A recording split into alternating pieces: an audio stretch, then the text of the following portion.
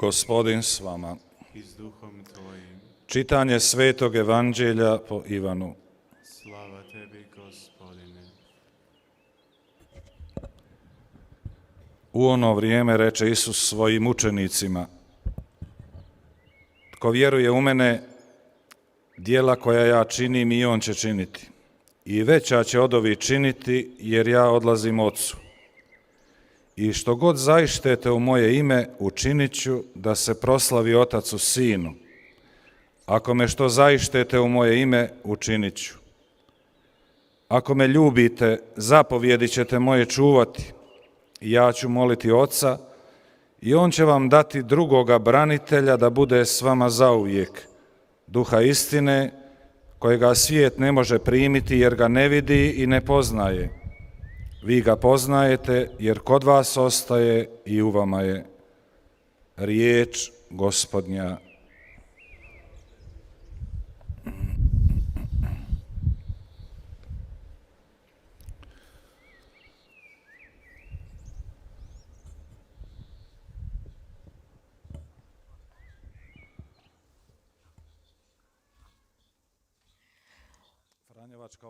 프란치스코 수도회에는 오늘 시에나의 성 베르나르디노를 기억합니다. 위대한 설교가였습니다. 1380년에 시에나 근처에서 태어나셨습니다. 마사마리팀에서 태어나셨습니다. 4살 때 고아가 되었습니다.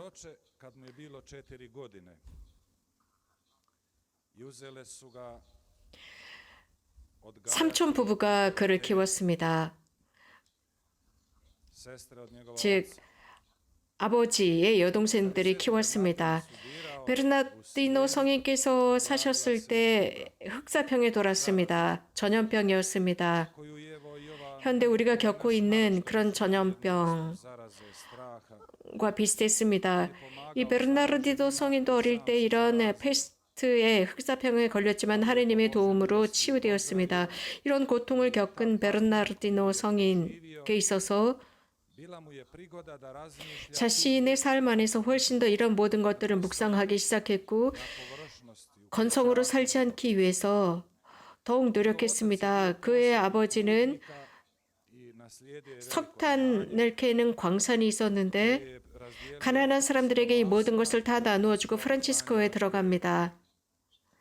프란치스코에 들어가서 숨겨진 삶을 살았습니다. 오랫동안 산속에서 은수자처럼 살았습니다. 하지만 하나님께서 그에게 주신 그 선물들을 숨길 수는 없었습니다. 그리고 난 선교 사제가 있었는데 병이 들었습니다. 그때 베르나르디노 성인께서는 설교가로서의 은사를 드러냅니다. 이러한 카리스마는 유명해졌습니다. 이탈리아 전역으로 이 소문이 퍼져나갑니다. 그분의 설교는 화해를 주제로 하고 있습니다. 서로 싸운 사람들이 화해할 수 있도록 했습니다. 특별히 부정부패 속에서 살면서 부정부패를 저지르면서 가난한 이들을 착취하면서 부유한 사람이 되었던 이들의 화해를 이끌어냈습니다. 이런 일들은 이 세상이 끝날까지 지속될 것이지만 성 베르나르디노 성인께서는 있는 힘을 다해서 노력했습니다. 많은 인간적인 질투와 시기에 시달렸습니다. 이유는 그분께서 받으신 은사가 너무나 유명했기 때문에 시기와 질투에 시달렸습니다. 다른 사람들의 시기 속에 살았습니다. 끊임없는 질투를 받았습니다. 그래서 이단이라는 모함까지 당했고 3번에 걸쳐서 종교재판을 받았습니다. 하지만 늘 그 종교재판으로부터 무죄라는 판결을 받곤 했습니다. 성 베르나르디노 성인은 매우 유명했고 특별히 대단한 신심을 지니셨는데 지극히 거룩하신 예수님의 이름에 대한 신심이었습니다. 이 이름의 심볼은 이 이름, 예수님의 이름은 많은 공공기관이나 성당에 이 이름을 매겼습니다. 성에는 예수님의 세 가지의 단어를 기록한 최초의 분이십니다. 이것은 우리가 전례의 제의나 혹은 성당에 기어져 있습니다. IS 예수 그리스도는 구원자이시다. 혹은 라틴어에서 나왔다라고 하는 사람들이 있습니다. 예수 그리스도는 세상의 구원자이시다. IHS입니다. 가장 먼저 이 세 단어를 쓰신 분이 알파벳을 쓰신 분이십니다. 베르나르디노 성인께서는 십자가에 IHS라고 써서 설교하면서 높이 드시면 환자들이 치유되었습니다.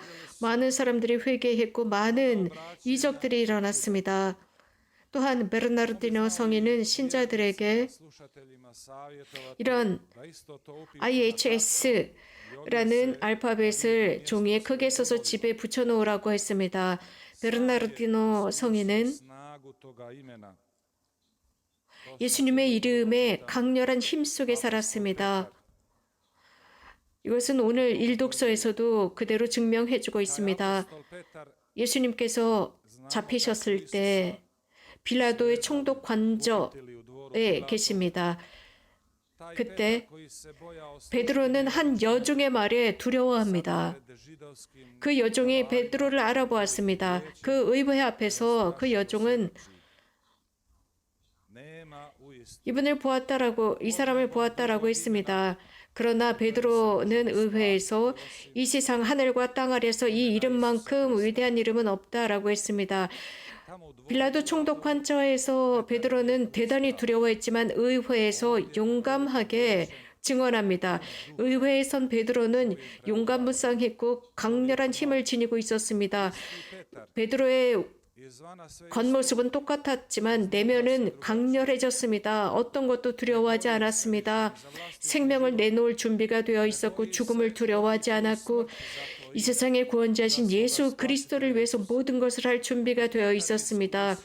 베드로도 이렇게 예수 그리스도의 이름에 강렬한 그 힘을 경험했습니다.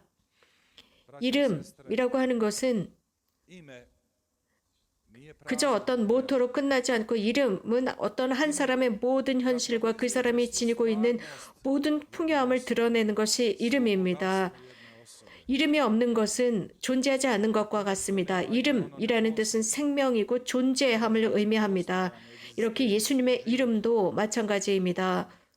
불행하지만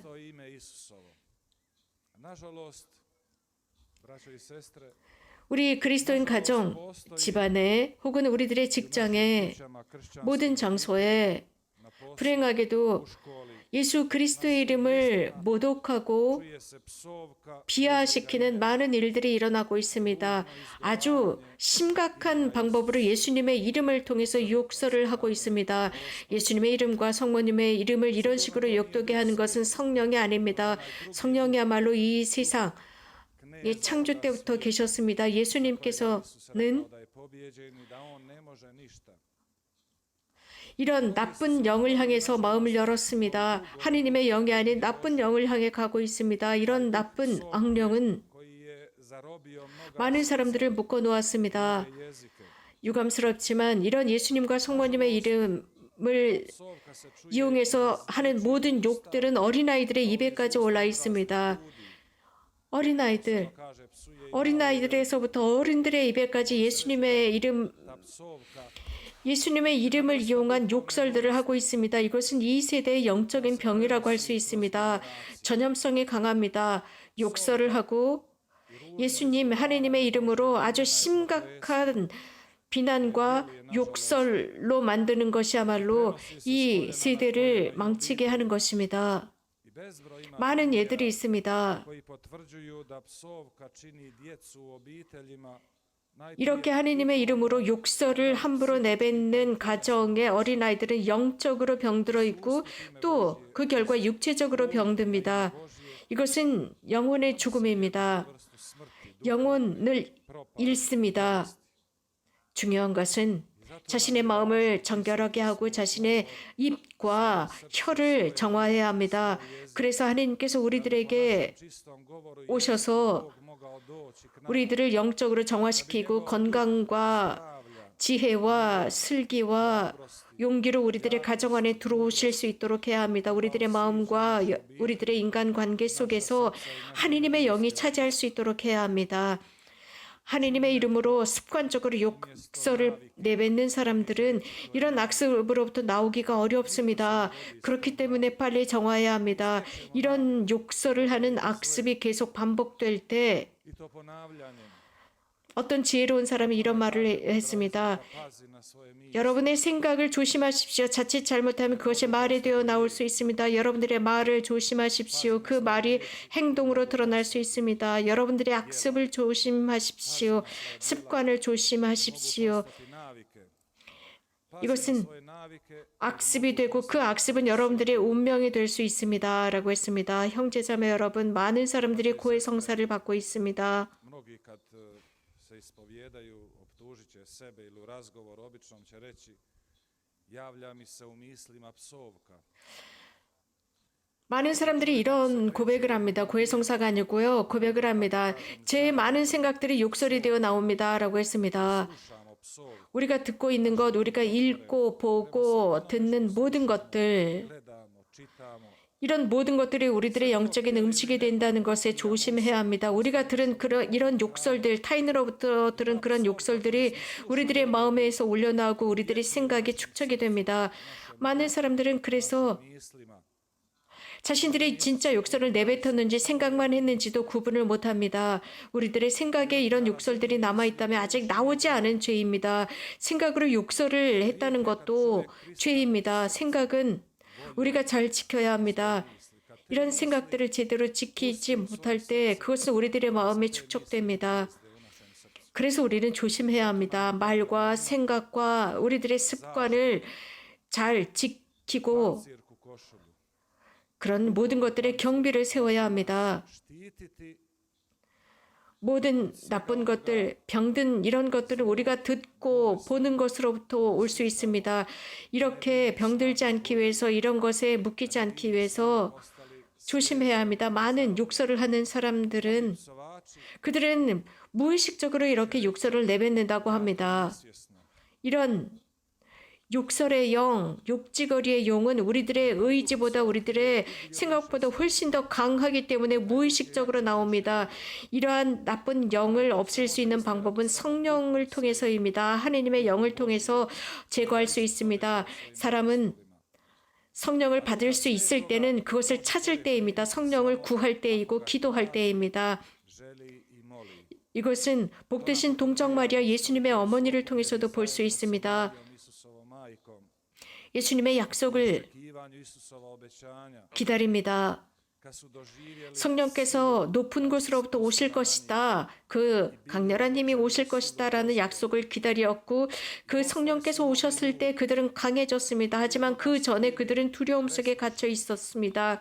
폐쇄되어 있었습니다. 그러나 성령께서 내려오셨을 때 그 두려움은 사라졌습니다. 자기 자신이나 자신의 삶에 대한 두려움이 사라졌고 용감하게 이 세상을 대적하고 세상 앞에 나가서 예수님을 증언할 수 있게 되었습니다. 너희들은 나의 증인들이 될 것이다 라고 하셨습니다. 예수님은 그렇게 성령을 약속해 주셨습니다.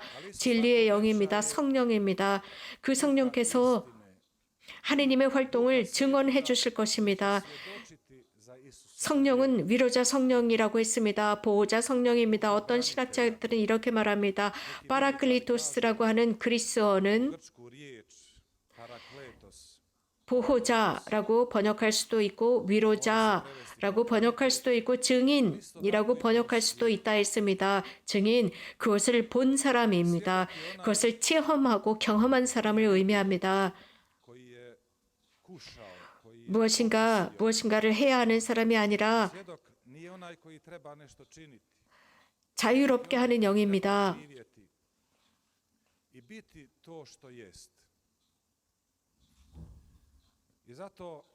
우리들의 신앙의 가장 위대한 주제는 말이나 격려가 아닙니다.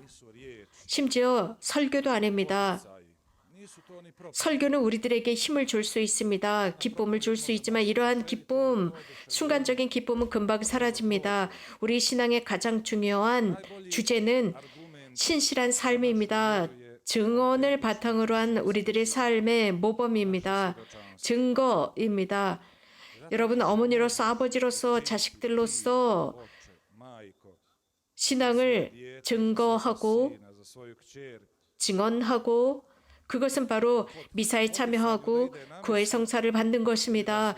말로 설교로 하는 것이 아닙니다. 사람들에게 우리들의 삶으로 증언하는 것입니다. 거룩한 미사와 구의 성사가 여러분들의 삶 안에 반영되어 나오는 것을 의미합니다. 말로는 절대로 사람들에게 신앙에 대한 확신을 줄 수 없습니다. 말로는 불가능합니다. 우리는 말로 사람들을 격려할 수는 있습니다. 그러나 그들을 설득시킬 수는 없습니다. 그래서 예수님께서는 너희들을 혼자 두지 않겠다라고 하셨습니다. 힘을 남겨주겠다. 위로자 성령, 보호자 성령을 보내겠다라고 하셨습니다.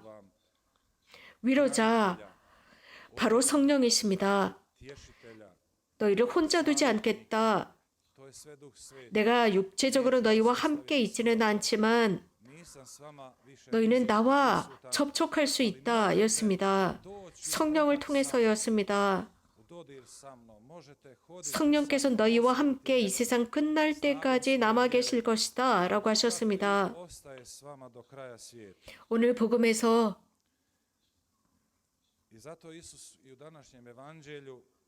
예수님께서는 이론적인 사랑을 말씀하시지 않았습니다. 미사 여구를 구사하면서 사랑을 말씀하지 않으셨습니다. 누구든지 나를 사랑하는 사람은 내 계명을 지키고 마음에 간직할 것이다. 예수님을 사랑하는 것은 예수님의 계명을 지키지도 않으면서 예수님을 사랑하는 것은 불가능합니다. 나를 사랑하는 사람은 내 아버지도 사랑하고 사랑받을 것이다 라고 했습니다. 우리 인간 본성은 상처를 받았고 그래서 약합니다. 죄로 인해서 예수 그리스도의 계명을 지키는 것이 쉽지 않습니다. 더 나아가 언행의 일치가 쉽지 않습니다. 그래서 도움이 필요합니다. 위로부터 오는 도움입니다. 위로자 성령, 파라클리토, 보호자 성령의 도움이 필요합니다. 복되신 동정 마리아는 늘 생생히 이곳에 살아계십니다. 40년 동안 매일 발현하고 계십니다. 성모님이 계시는 곳에 성령도 함께 하십니다. 성모님께서 스스로 그것을 경험하셨습니다. 곧 하느님의 성령의 힘을 경험하신 분이 바로 성모님이십니다. 성령의 힘으로 인해서 예수 그리스도를 잉태하셨습니다. 성모님이야말로 성령의 정배이십니다.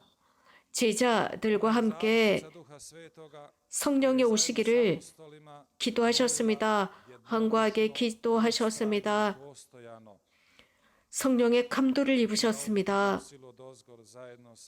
형제자매 여러분, 이곳에서 성모님께서 우리들을 가르치시고 교육하신 것은 사랑하는 얘들아, 너희들에게는 말로만 하는 것이 필요한 것이 아니다.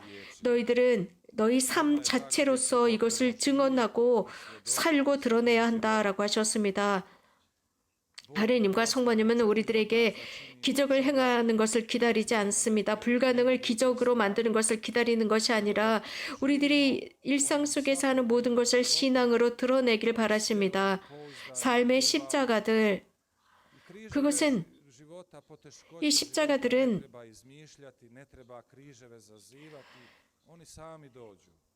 우리가 어떻게 사느냐에 따라서 달라집니다. 삶 자체가 십자가입니다. 우리들의 십자가를 예수 그리스도의 십자가와 일치시킬 때 그 의미는 달라집니다. 예수님께서 이 지상에서 천국을 약속해 주지 않으셨습니다. 우리들의 모든 문제를, 모든 어려움을 다 해결해 주겠다 약속하지 않으셨고, 내가 너희와 함께 매일 함께 있겠다, 너희를 혼자 두지 않겠다라고 약속하셨습니다. 우리들의 성모님은 우리들의 스승으로서 이러한 지상의 삶을 당신이 직접 체험하셨습니다. 하느님께서 우리들에게 약속하신 유일한 것은 내가 너와 함께 있겠다였습니다. 주님과 만나고 난 뒤 I nakon susreta 고통과 고난과 아픔과 십자가들 i kušnje 이런 모든 것이 성숙할 수 있는 도구가 되었습니다. 성모님께서도 이러한 모든 것 속에서 신앙의 여정 속에서 성숙하셨습니다. i čudesno je 하나님께서는 놀라운 방법으로 성모님의 삶의 모자이크를 만드셨습니다. 가장 어려운 순간 složilo i 네, 성모님은 신앙의 어머니가 되셨습니다. 희망의 어머니가 되셨습니다. 십자가의 어머니가 되셨습니다. ne ostavlja 그래서 nas i u svom 우리들이 모든 어려움을 겪을지라도 우리들을 혼자 두지 않으시는 성모님이십니다. 그래서 우리는 주님께 기도합니다. 우리들의 마음을 열어주십사 기도합니다. Gospodina 우리들의 삶 안에 들어오십사 청합니다. 사도들의 삶에 들어오셨던 것처럼 그들의 마음이 폐쇄되었어도 그 마음 안에 들어가신 것처럼 말입니다. 그들은 자신들의 마음을 주님께 어떻게 열어야 할지 몰랐지만 부활하신 예수님은 그들을 만나러 가셨습니다. 평화가 너희와 함께라고 하시면서 말입니다. 주님께서는 mir vama 여러분들에게 성령의 바람을 dah 불어넣으실 수 있습니다. 그래서 그분의 성령을 통해 우리들의 삶 안에서 우리들의 날마다 생활 속에서 살아갈 수 있게 하셨습니다. 아멘.